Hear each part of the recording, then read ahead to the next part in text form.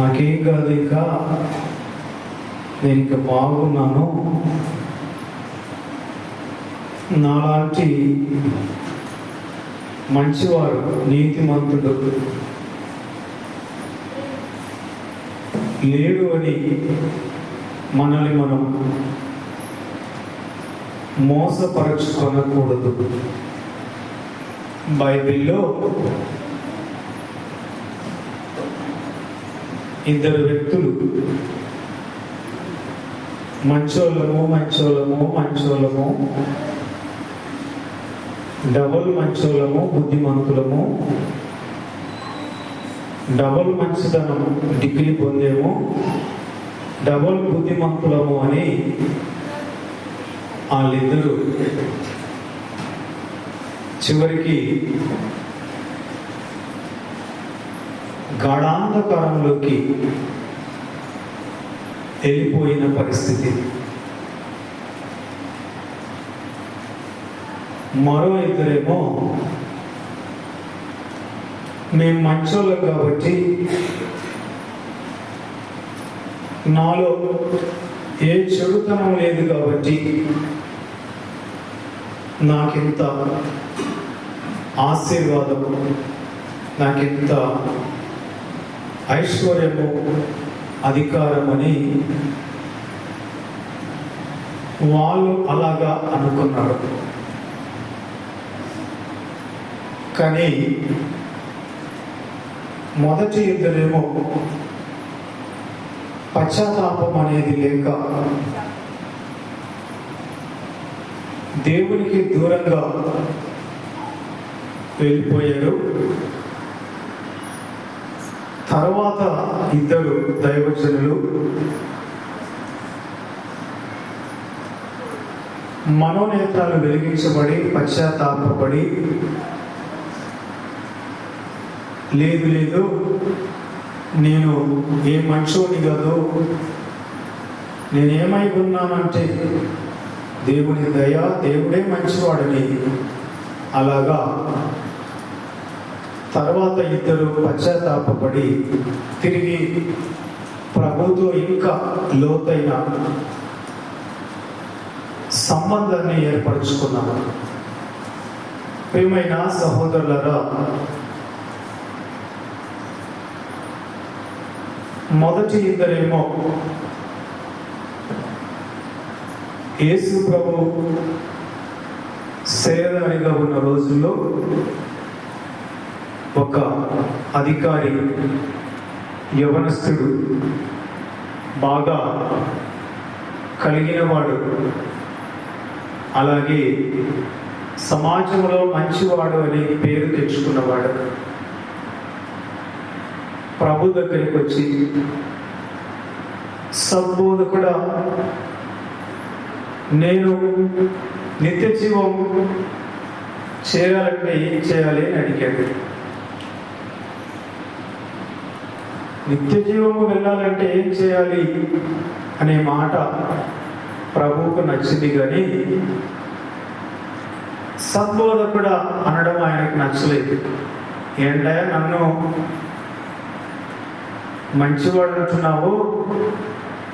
మంచివాడు ఒక్కడే, పరమ తండ్రి ఒక్కడే మంచివాడు.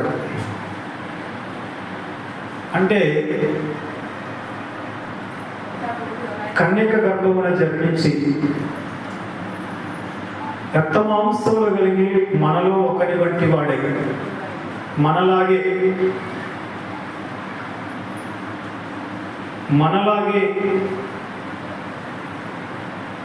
అన్ని రకాల శోధనలను ఎదుర్కొని ప్రతి శోధనలో విజయాన్ని పొందిన ఆయన, నాలో పాపమున్నదని నేను ఎవడు స్థాపించునని గట్టిగా పలికిన ఆయన,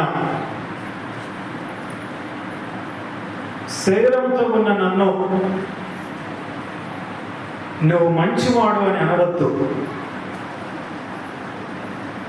గాడ్ ఈజ్ గుడ్. పరమ తండ్రి ఒక్కడే మంచివాడు. పరమ తండ్రి ఒక్కడే మంచివాడు. శరీరధారిగా ఉన్న ప్రభువే ఆ మాట అన్నప్పుడు తల్లిదండ్రులకి జన్మించిన మనం ఎంతగా తగ్గించుకోవాలో అనేది మనము గమనించవలసిన విషయం.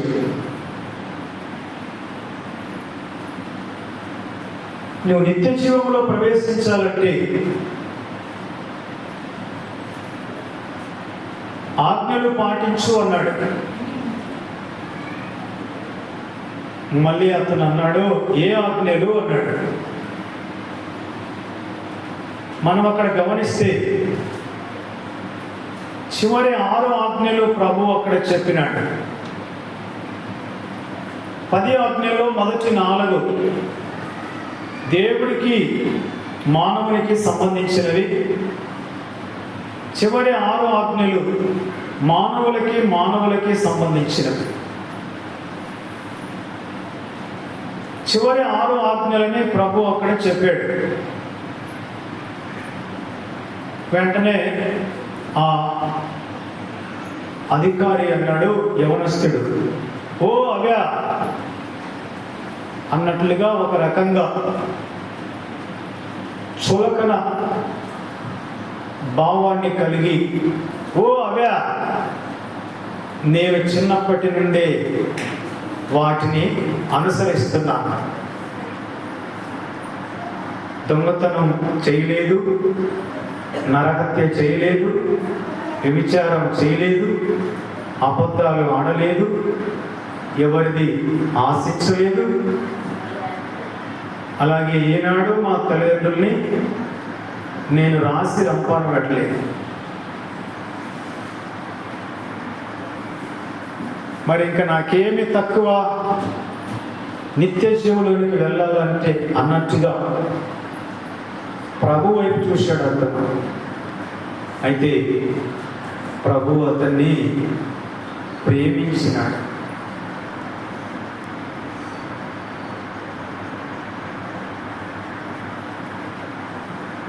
నాకే తక్కువ నువ్వు అంటున్నావు, కానీ నీకు ఒకటి తక్కువగా ఉంది.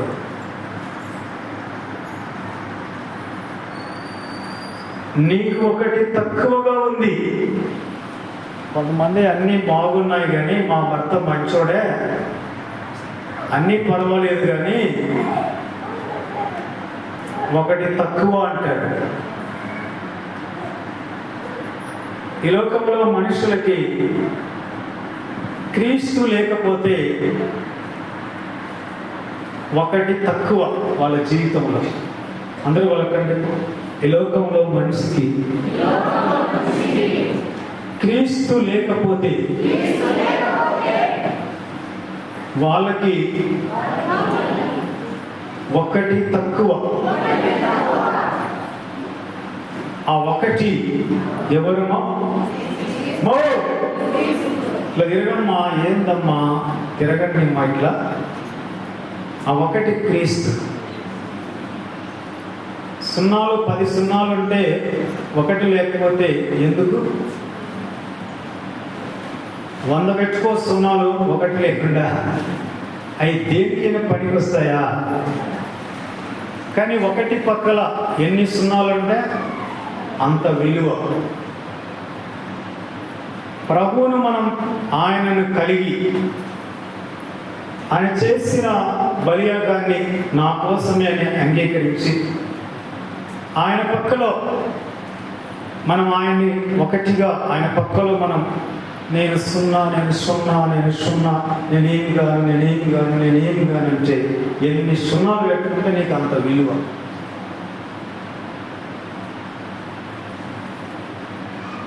మాకేం చెప్పొద్దు, ఎవరు చెప్తున్నావు నువ్వు? నేను పడిపోతున్నా.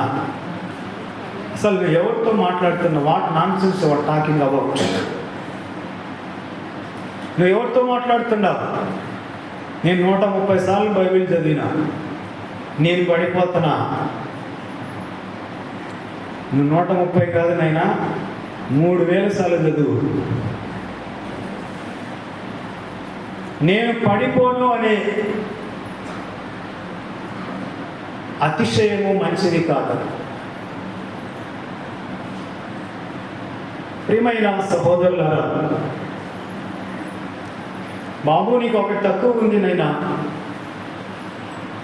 ఏం చేయాలంటే నీకు డబ్బు అంటే భలే పిచ్చి, ధనాపేక్ష ఎక్కువ.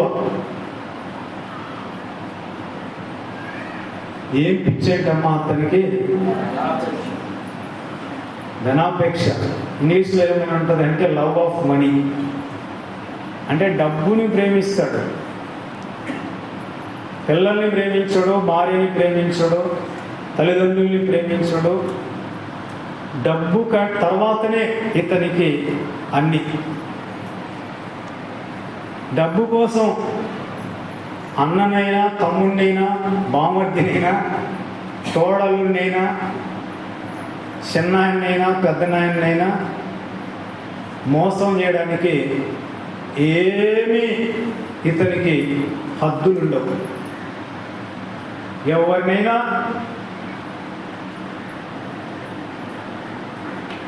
ఖైమా చేస్తాడు, వాళ్ళ డబ్బులు స్వాహా చేస్తాడు.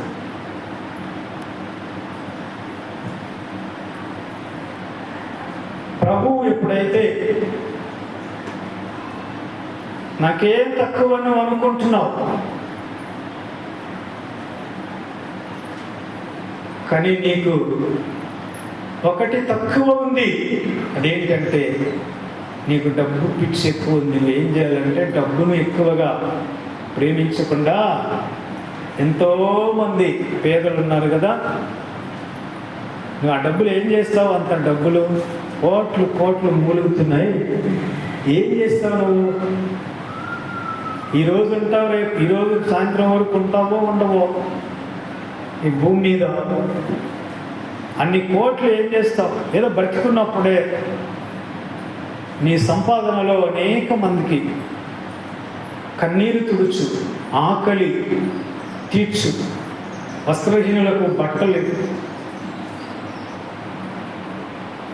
ఆ డబ్బులు ఇలాగా సమాజానికి, ప్రజలకి, ఆపదలో అవసరతలో ఉన్న వారికి ఉపయోగించి నన్ను వెంబడించు, నీ దేవుడైన ప్రభువును నీవు ఎక్కువగా ప్రేమించు, డబ్బుని ప్రేమించవద్దు అన్నట్లుగా ఆ భావాన్ని కలిగించే మాట ఆయన చెప్పినప్పుడు ఒక్కసారిగా ఈ ఆఫీసర్ హుషారుగా వచ్చాడు. ప్రారంభం అదిరింది, ప్రారంభం కలకల అన్నది, ప్రారంభం ఉరకలేసింది. ఎప్పుడైతే యేసు ప్రభు ఈ డబ్బులు ఇలాగా పంచి దేవుడైన ప్రభుని ప్రేమించుము అన్నట్లుగా ఆ భావాన్ని ఇచ్చే మాటలు చెప్పినప్పుడు ఒక్కసారిగా అతని ముఖంలో పేలాలు ఎగుతాయంట. అంటే అంతగా మాడిపోయింది ముఖం. ఒక్కసారిగా మలమల మలమల మాడిపోయింది ముఖం, అంతా చిన్నముచ్చుకున్నాడట. ఎప్పుడైతే ఆ మాట అన్నాడో అప్పుడెప్పుడో మనం చిన్నప్పుడు మంచోని బుద్ధి ఎక్కడ కనబడుతుంది అంటమ్మా, మో ఎక్కడ కనబడుతుందంట మంచోని బుద్ధి. మో ఎక్కడ కనబడేది? నువ్వేమ్మా రామక్క, ఎక్కడ కనబడుతుంది మంచోని బుద్ధి?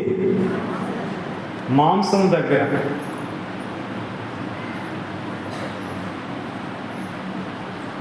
ఏదో రోజు తింటూనే ఉంటాం. నేను చిన్నప్పుడు ఏ సంక్రాంతికో ఉగాదికో తప్పే ఇంకా ఎప్పుడే కానీ మాంసం మొక్కలు చూసిన వాళ్ళం కాదు.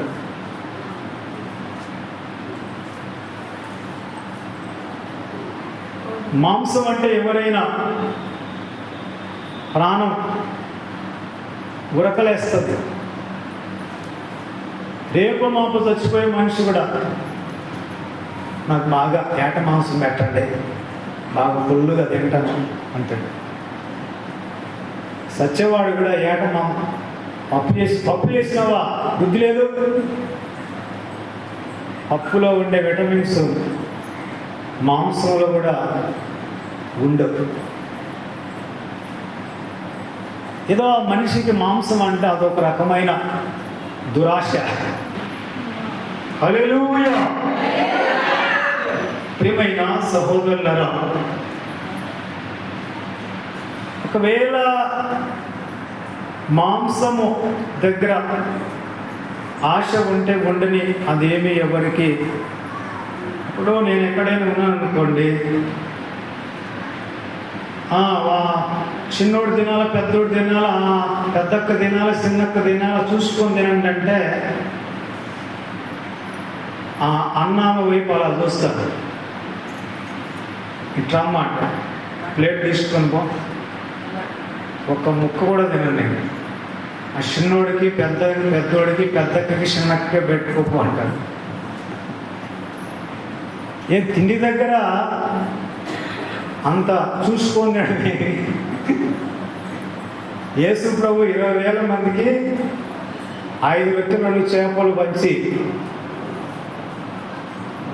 పేతురు కొంచెం చూసుకుందాము వాళ్ళని,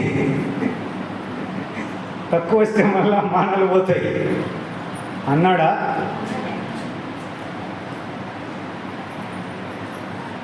ఎవరైనా కానీ, నేను ఉన్నప్పుడు మా అమ్మ కానీ ఎవరైనా కానీ, మా అమ్మ ఇప్పుడు అనలేదులేండి, వేరే వాళ్ళ అమ్మ, రే ఆడున్నాడు, చిన్నోడు ఉన్నాడు, పెద్దోడు ఉన్నాడు, నడిపోడు ఉన్నాడు, చూసుకోనండి, ఇంత గిన్నెకి గొడుగారం చేసి అదేదో ఆమె పెద్ద ఏట మాంసం పెట్టినట్టుగా పెద్ద అండాకి అంత గిన్నెకి గొడుగారం వేసి, చిన్నోడు ఉన్నాడు, పెద్దోడు ఉన్నాడు, చూసుకొని తినండి అంటారు. నీ కారం వద్దు, నీ అన్నం వద్దు, వాళ్ళకే పెట్టుకోపో. తిండి దగ్గర నా ముందర ఎవరైనా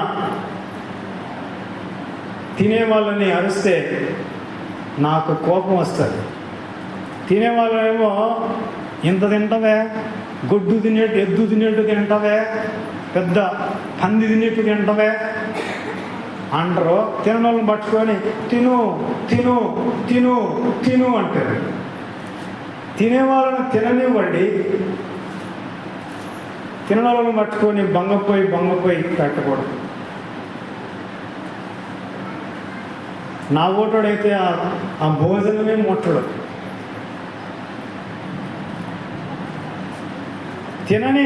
తినేవాళ్ళు తినని, అయిపోతే మిగిలిన వాళ్ళు కారం పడేసుకొని తినండి, దేవుని స్తోత్రం.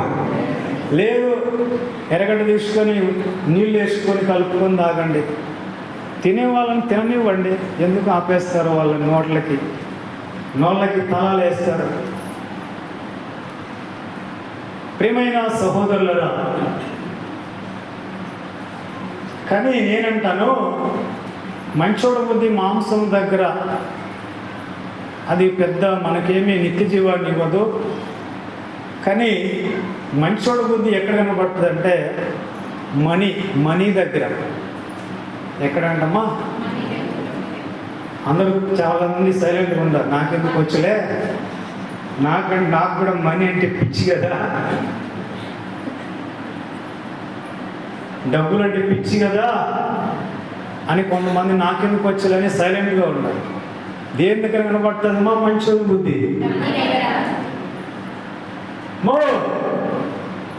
ఆమె కొంత కింద సేవ పెట్టుకున్నాను, గంగాదేవి. ఎక్కడ కనబడుతుందమ్మా? మీరయ్యా, జైన దేని దగ్గర కనబడుతుంది? మంచోడు బుద్ధి. డబ్బు దగ్గర. చూడండి, నిజంగా నాకు చదివినప్పుడు చాలా ఆశ్చర్యం అనిపించింది. నీకొకటి తక్కువగా ఉంది నాయనా,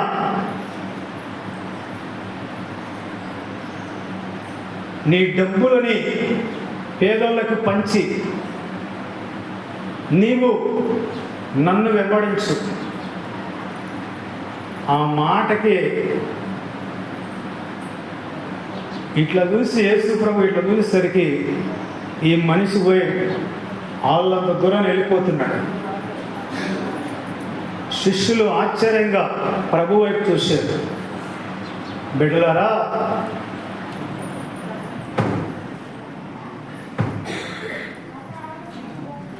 సూది బెజ్జములో ఒంటైనా దూరుతుంది కానీ ధనాన్ని ప్రేమించే వ్యక్తులు ధనమే సర్వస్వం అనుకొని దుర్మార్గాలకి వెనకాడని వాళ్ళు దేవుని రాజ్యంలో చేరడం అసాధ్యము అని ప్రభు చెప్పాడు.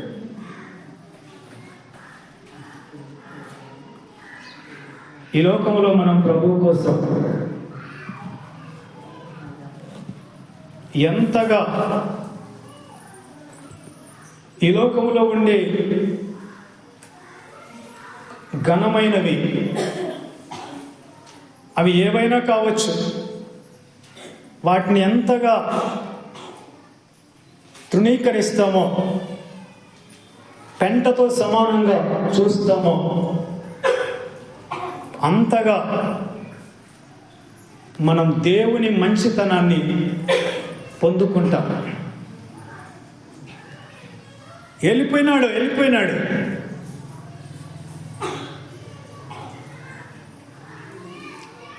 లోకంలో మంచితనం వేరు, ప్రభు నిర్ణయించే మంచితనం వేరు. లోకంలో మంచితనం లోకం వరకే నిన్ను నిత్య జీవానికి తీసుకొని వెళ్ళదు. ఆ మంచితనం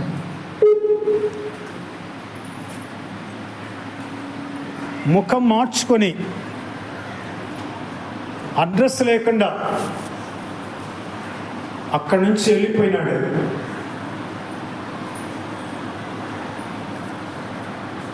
అంటే లోకంలో మనుషులు వాళ్ళకి నచ్చినట్లుగా చెబితే ఎంతవరకైనా అక్కడే ఉంటారు.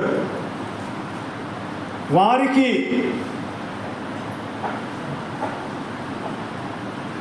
నచ్చనిది,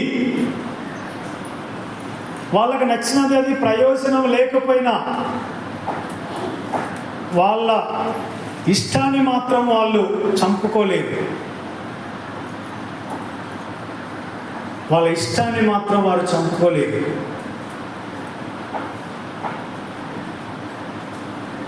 ఎవరిష్టం వాళ్ళది అనుకుంటారు. ఎవరికి నచ్చిన మార్గంలో వాళ్ళు ఉంటారని చాలామంది అనుకుంటారు. నేనంటాను, నాకు నచ్చింది నీకు నచ్చింది ఎవరిష్టం వాళ్ళది కాదు. దేవుని ఇష్టాన్ని తెలుసుకోవాలి. దేవుని ఇష్టాన్ని తెలుసుకోవాలి. మన ఇష్టం మనకు కష్టాన్ని తెస్తుంది. మన ఇష్టం మనకి నికృష్టమైన బ్రతుకునిస్తుంది.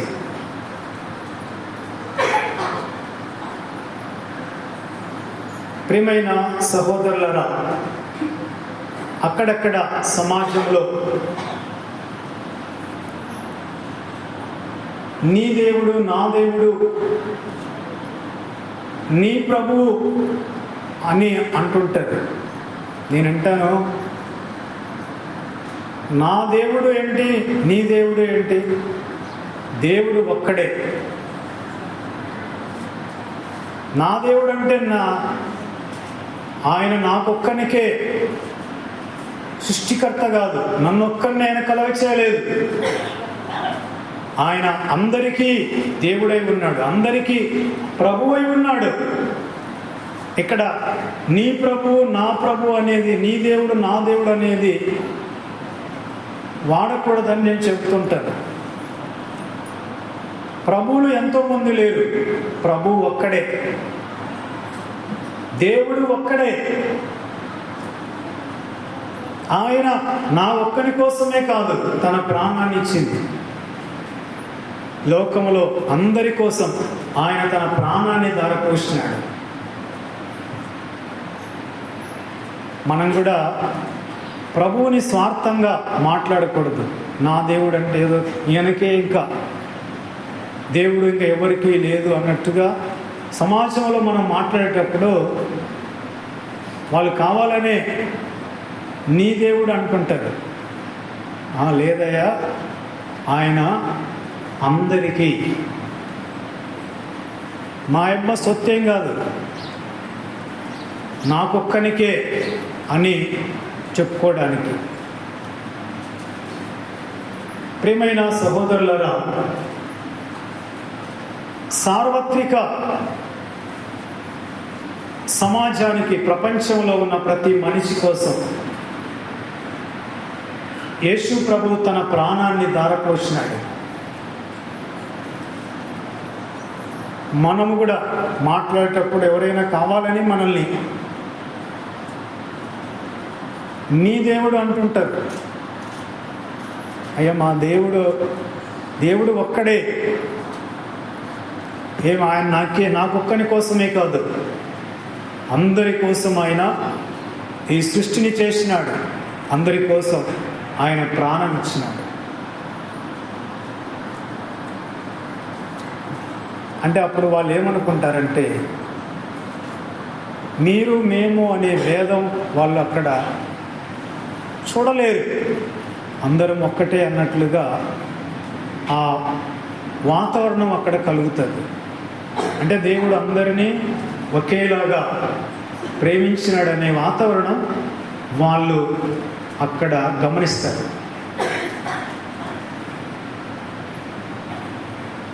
ఈ మనిషి అక్కడి నుంచి వెళ్ళిపోయినాడు, పశ్చాత్తాపం లేదు, తన ఇష్టాన్ని చంపుకోలేదు. నువ్వెన్నైనా చెప్పాయా, నేను వినను, నాది నాదే, నేను ఇంకా ఈ గీటు దాటను అనుకుంటూ అతను వెళ్ళిపోయినాడు. తర్వాత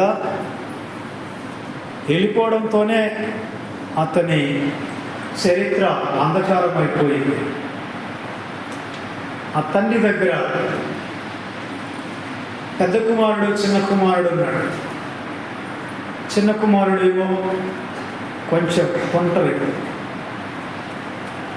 కొంచెము తులవ, బాగా తండ్రిని బాధ పెట్టినాడు, స్వేచ్ఛ కోరుకున్నాడు.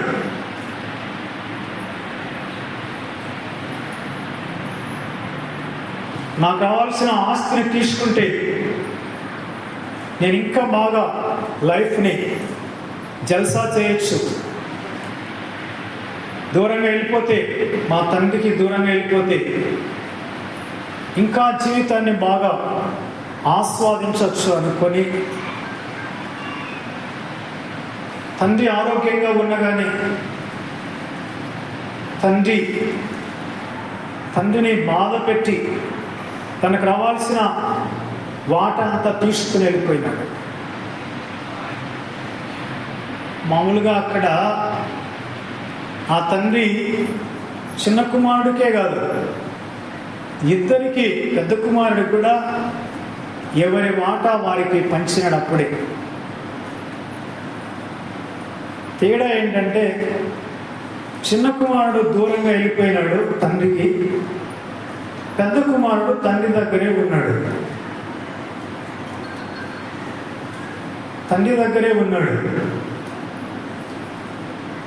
పెద్ద కుమారుడికి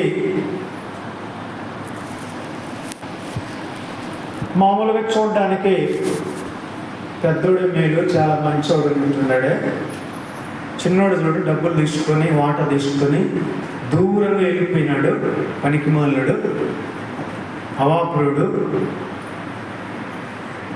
ఎంత చెడ్డ పని చేసినాడు చూడండి అని ప్రజలందరూ మాట్లాడుకున్నారు, ఆ తండ్రి ఎంత మంచోడు, ఎంత ఉత్తముడు ఆ తండ్రి.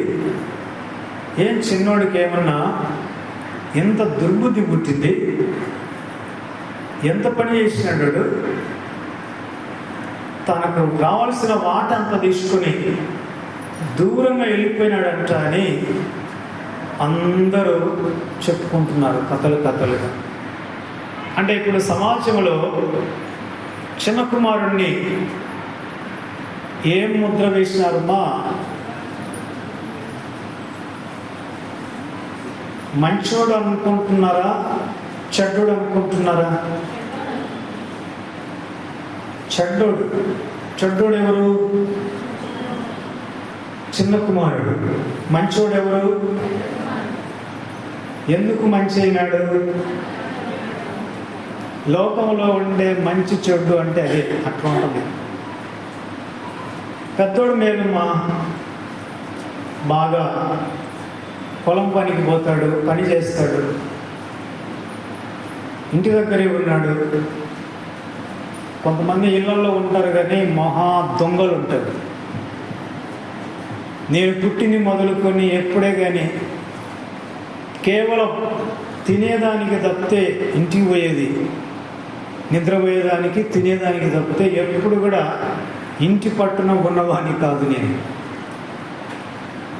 నన్ను అందరూ కూడా ఒక పనికిరాని చెత్త వెధవగా, వేస్ట్ ఫెలో. ఎందుకు వాళ్ళల్లో నేను వేస్ట్ ఫెలో నేనంటే చదువుకోలేదు కాబట్టి. చదువుకోలేదేంది? చూడండి, నేను ఎప్పుడు చదువుతూనే ఉంటాను. నేను పాట పాడాను, మీరు గమనించినారా? ఈ పామరుడే అనే అక్కడ మ్యాథ్యూస్ గారు రాశారు, కానీ నేనేం పాడాను? ఎందుకు? ఈ పండితుడే పాటలు పాడగా దూతలతో నీవు సంతోషిస్తావు.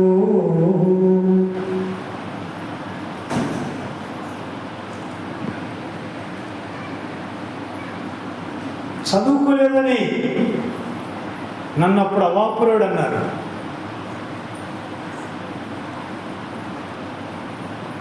ఎక్కాలు, కోడికలు, తీసివేతలు, భాగాహారాలు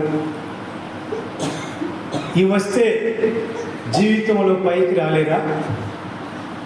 పనికొచ్చే లెక్కలు ఇవే కదా. చదువుకోలేనాడు 10 సంవత్సరాలు అకౌంట్ ఎలా రాస్తాడు? చదువుకున్నోడికి ఎలా వస్తుంది రాసేది? అంటే వాళ్ళ బాధ ఏంటంటే ఉద్యోగం వచ్చే చదవలేదని. ఒక వేస్ట్ ఫెలోగా నా గురించి ఏదైనా ఒక కార్యక్రమాలు జరిగినప్పుడు మా బంధువులలో నా గురించే మాట్లాడుకుంటారు. నన్నొక పనికి మాలిన చెత్త చెత్త చెత్త వెధవగా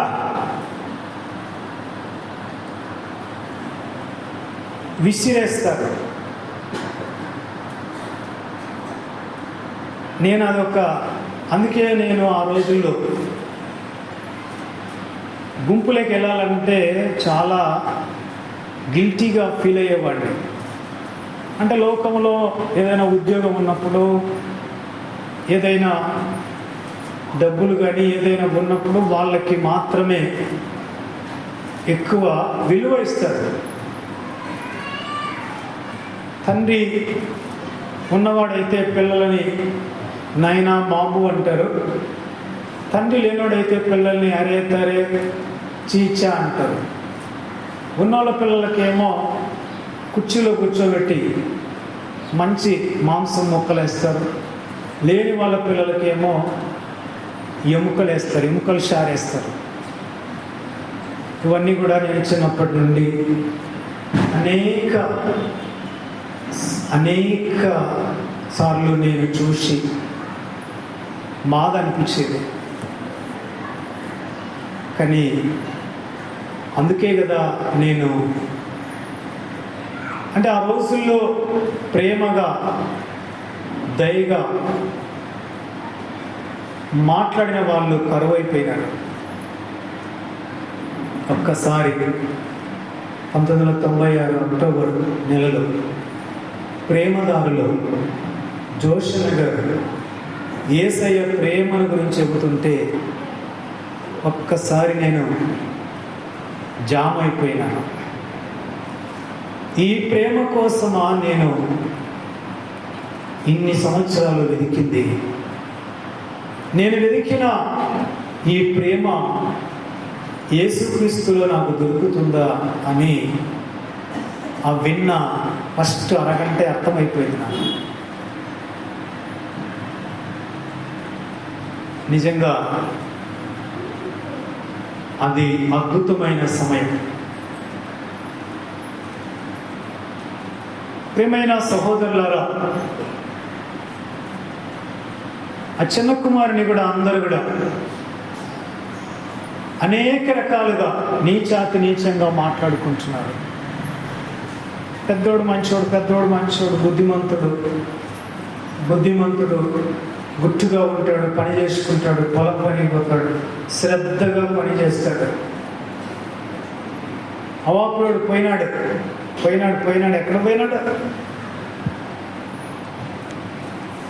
ఎక్కడ పోయినాడు? పెద్దోడు చూడు ఎంత వెరీ గుడ్ పర్సన్.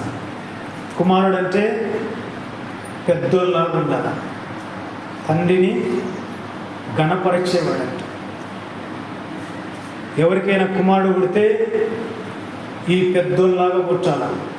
ఇంకా చెప్పుకోండి, ఏమన్నా కవిత్వాలు ఉంటే చెప్పుకొని తర్వాత మీకే అర్థమవుతుంది ఎంత బుద్ధిహీనంగా మాట్లాడినామా అని.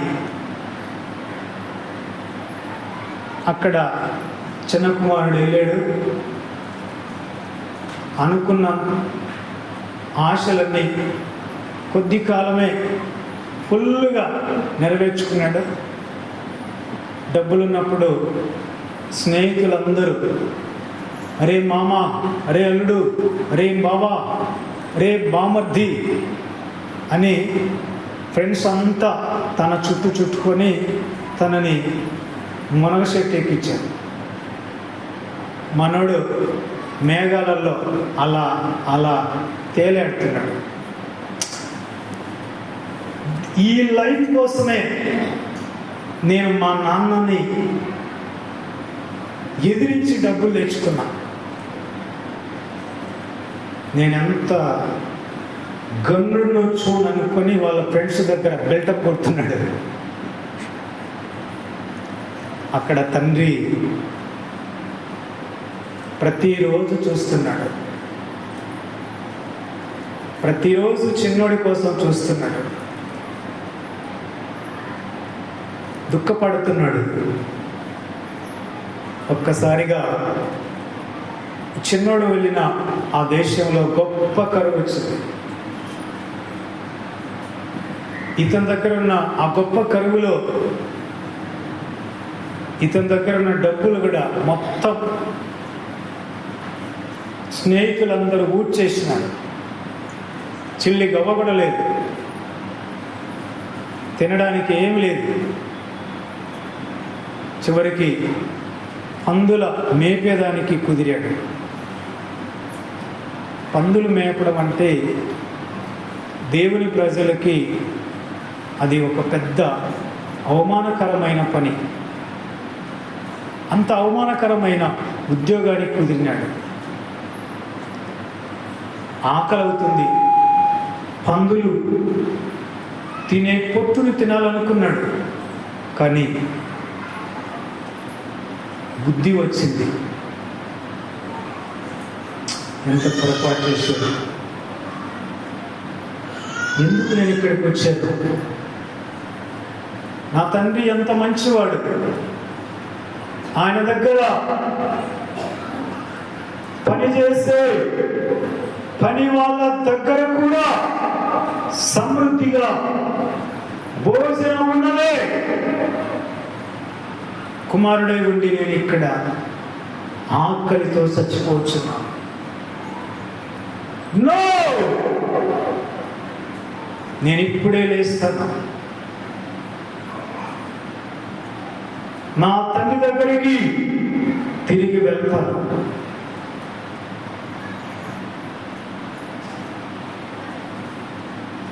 నా తండ్రి దగ్గరికి తిరిగి వెళ్తాను, పశ్చాత్తాపడతాను. బుద్ధి వచ్చింది, పశ్చాత్తాపడినాడు. పరిగెత్తుకుంటా ఆ పంది పెంటతోనే తండ్రి దగ్గరికి వచ్చినాడు. దూరం నుండి తండ్రి చూసినాడు.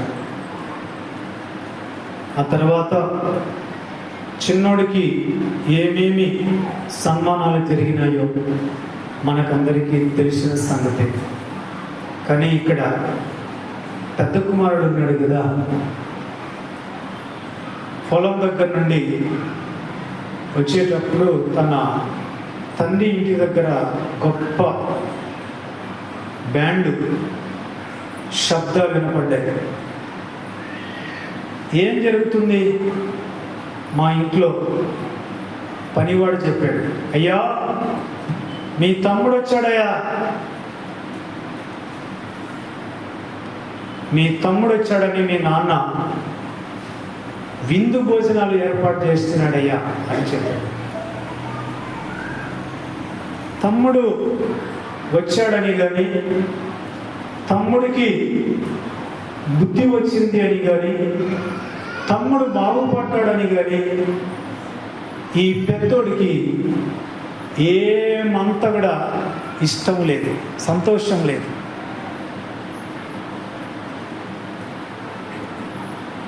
ఏంటి? వేశ్యలతో ఆస్తినంతా పాడు చేసుకొని వచ్చిన వాణ్ణి నా తండ్రి సన్మానిస్తున్నాడా? ఏం మా తండ్రికి ఎంత అన్యాయం! ఏం మా నాన్నకి ఇలాంటి బుద్ధి వచ్చింది? ఏదైనా సన్మానం చేస్తే ఇంటి దగ్గర ఎల్లప్పుడూ ఉండే నాకు చేయాలి కానీ, నా కోసం డిన్నర్ ఏర్పాటు చేయాలి కానీ, పనికిమాలినోడికి అవాప్రోనికి తిరిగి వచ్చాడని డిన్నర్ పెట్టడం ఏంది? కోపం వచ్చింది ఇతనికి. మంచోనికి కోపం వచ్చింది. లోకంలో మంచిగా మంచివాడు అని అనిపించుకున్న వ్యక్తికి, పెద్దోడికి కోపం వచ్చింది. ముఖం అంతా మార్చుకున్నాడు. తమ్ముడు వచ్చాడనే సంతోషం లేదు. తండ్రి మీద గుర్రుగా ఉన్నాడు, అలుగినాడు. బయటనే గేట్ దగ్గర ఉన్నాడు. వాడన్నా బయటికి పోవాలా, నేనన్నా లోపలికి రావాలా, వాడన్నా ఉండాలా, నేనన్నా ఉండాలంటున్నాడు. చూడండి మంచోళ్ళ యొక్క తత్వం చూడండి. వాడన్నా ఇంట్లో ఉండాలా, నేనన్నా ఇంట్లో ఉండాలి. వాడు ఇంట్లో ఉంటే నేను బయటే ఉంటాను. ఎంత మూర్ఖుడో, ఎంత మూర్ఖత్వంలోకి వెళ్ళిపోయినాడు చూడండి. తండ్రికి తెలిసి, ఏం నాయనా ఎందుకు నువ్వు అలాగున్నావే? ఆడు చచ్చిపోయినాడు, తిరిగి బతికినాడు రా. మనం సంతోషించి ఆనందించడం ఇది యుక్తమే. కానీ ఈ పెద్ద కుమారుడు నో నేను ఒప్పుకోను, నేను రానంటే రానని లోపలికి రాకుండా, పశ్చాత్తాపం అనేది లేకుండా ఇతని మీరు చెప్పండి, అతని తాత్పర్యం ఏంటి? పెద్దోడు ఏమనుకుంటున్నాడు అసలు? మీరు చెప్పండి, మా తలా ఒక పాయింట్ చెప్పండి. పెద్దోడు ఏమనుకుంటున్నాడు? తలా ఒక పాయింట్ చెప్పండి.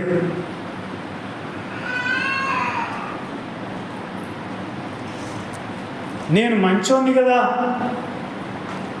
నేను నా ఆస్తిని వేశ్యలకి ఎగజలలేదు కదా,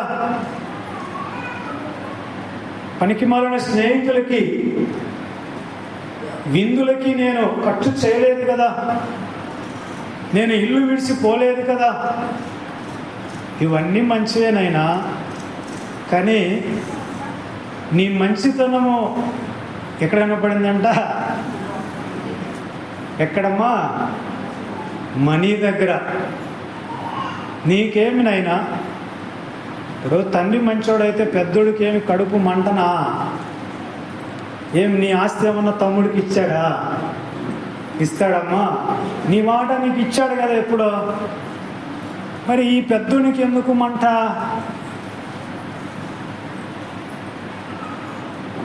అక్కడ ఒక ఉపమానంలో ప్రభు చెప్తాడు కదా, పొద్దున వచ్చిన వాళ్ళకి, మధ్యాహ్నం పనికి వచ్చిన వాళ్ళకి, 3 గంటలకు వచ్చిన వాళ్ళకి, పొద్దుగేటప్పుడు వచ్చిన వాళ్ళకి, అందరికీ ఒకే కూలి డబ్బులు ఇచ్చినాడు ఆ యజమాని.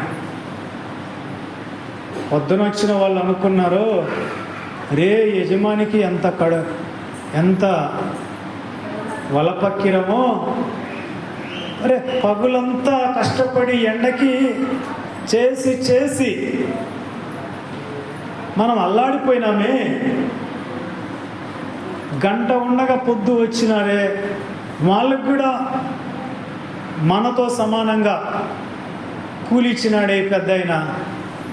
ఏమయ్యా ఇది అన్యాయమయ్యా అన్నాడు.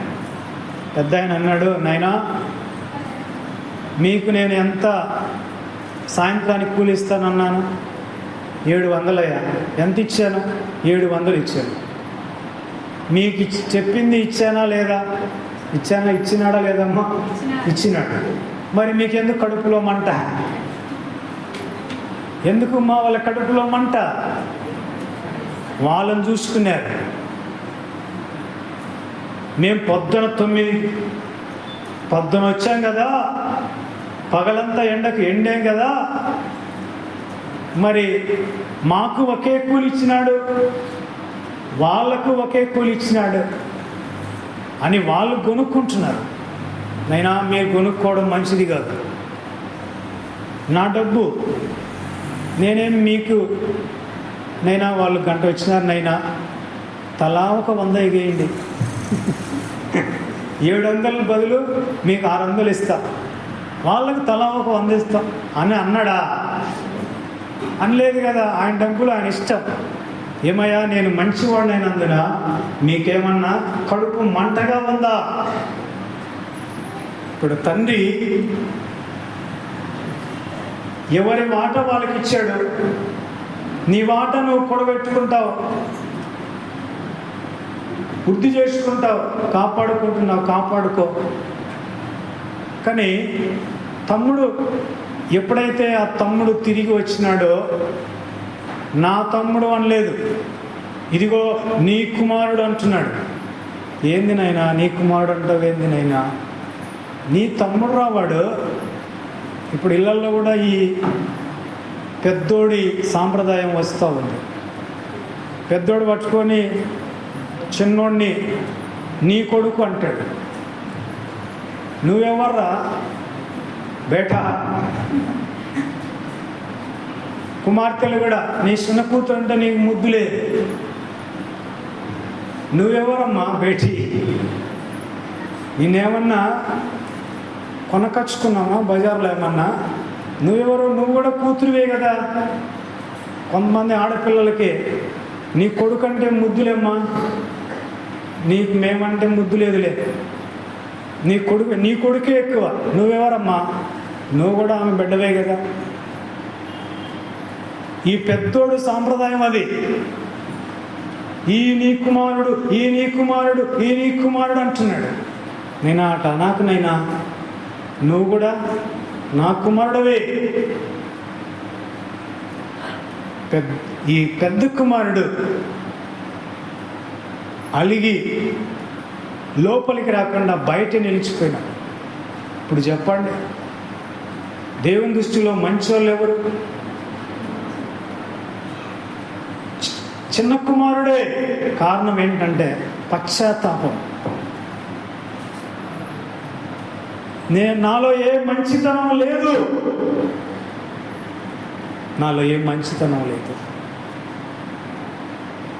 పెద్దోడు, నేనెంతో మంచోడిని, నేనేమంత అలరోని కాదు, చిల్లరోని కాదు, అవాపురోని కాదు, నీ మాదిరి నేను బ్రోకరోని కాదు, అవాపురోని కాదు. కొంతమంది ఇలా అనుకుంటూ ఉంటారు, చెప్తుంటారు.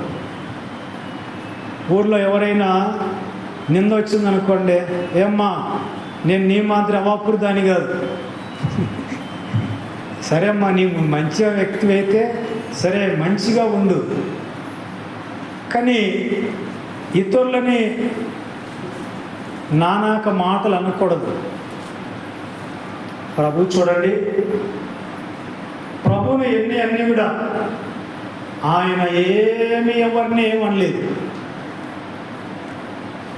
అన్నిటికీ మౌనమే.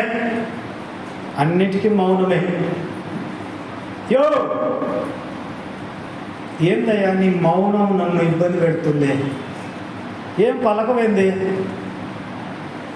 నీ మీద వాళ్ళు ఎంత కేకలేస్తున్నారో చూడయ్యా, నీ గురించి నువ్వేం చెప్పుకోవేంది అంటే దానికి మౌనంగానే ఉంటాడు. ఈ పొంటియస్ పైలట్కి అబ్బా ఈయన నా సహనాన్ని పరీక్షిస్తున్నాడు అనుకుని, అసలు నువ్వేమనుకుంటున్నావయ్యా?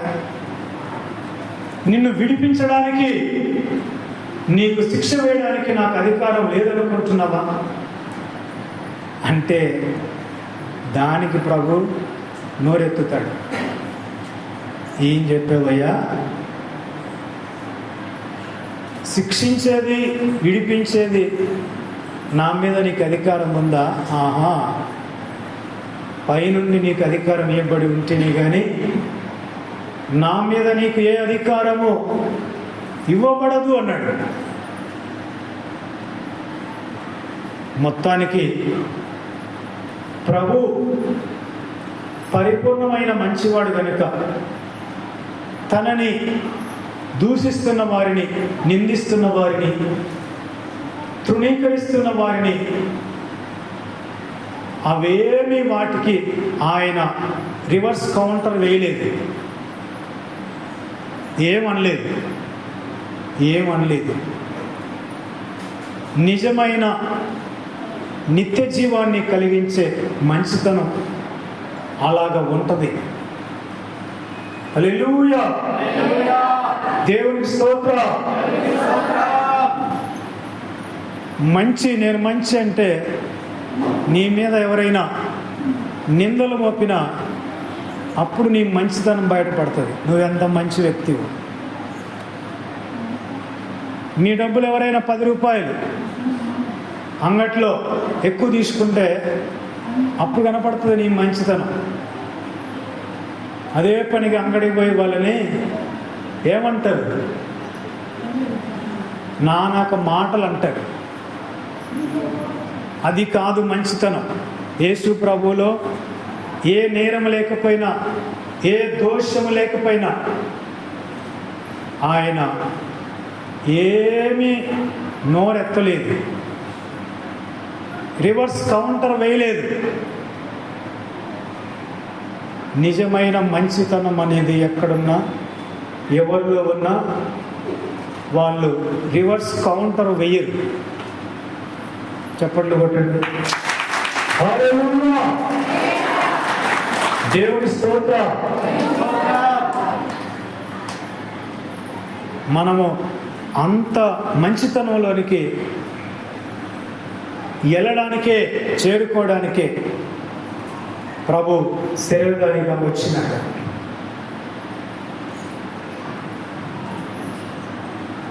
ఆ ధనము కలిగిన ఆఫీసర్ యవనస్తుడు, ఆ పెద్ద కుమారుడు మేమేదో పెద్ద మంచోళ్ళం అనుకొని పశ్చాత్తాపం అనేది లేక నిత్య జీవానికి దూరంగా వాళ్ళకై వాళ్ళే వెళ్ళిపోయినారు. పశ్చాత్తాపం అనేది నేను ఏ మంచితనం లేనివాడిని అని మనం అనుకోవడం మనకు ఆరోగ్యకరమైన ఆత్మీయతని సదాకాలం ప్రసాదిస్తుంది. ప్రభు ఈ మాటలు దీవించుగాక. ఆమేన్.